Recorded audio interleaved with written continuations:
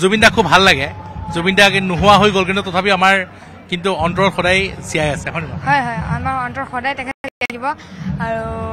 আজি যি আদ্য শ্ৰদ্ধাঞ্জলি অনুষ্ঠান দি আমাৰ যোৰহাট ষ্টেডিয়ামত পালন কৰা হৈছে আৰু সেইবাবে মই উদ্যোক্তা কমিটিসকলক মোৰ আন্তৰিক শ্ৰদ্ধা জ্ঞাপন কৰিছোঁ তেখেতলোকে মোৰ এই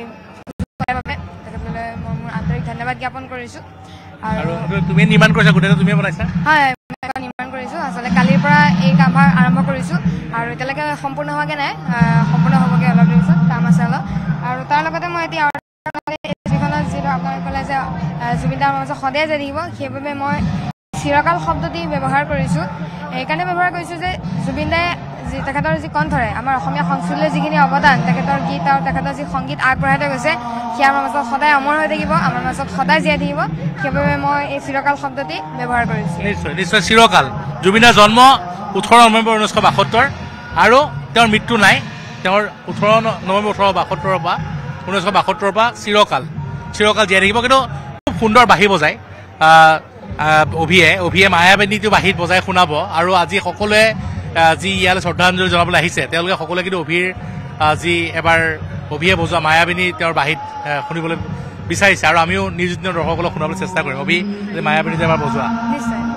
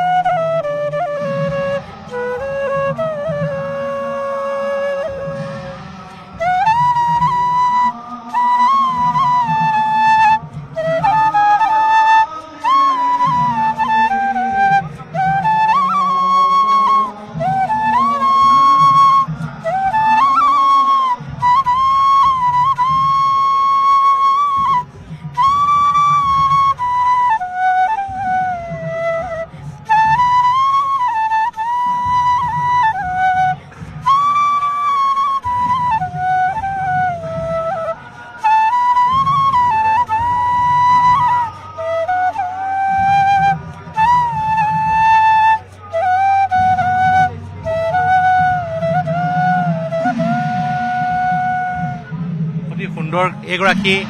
নৱমমান শ্ৰেণীৰ ছাত্ৰ নৱমমান শ্ৰেণীৰ এগৰাকী কিশোৰ তেওঁ জুবিন দাক তেওঁৰ প্ৰতি জুবিন দাৰ প্ৰতি যিটো ভাল পোৱা সেই ভাল পোৱা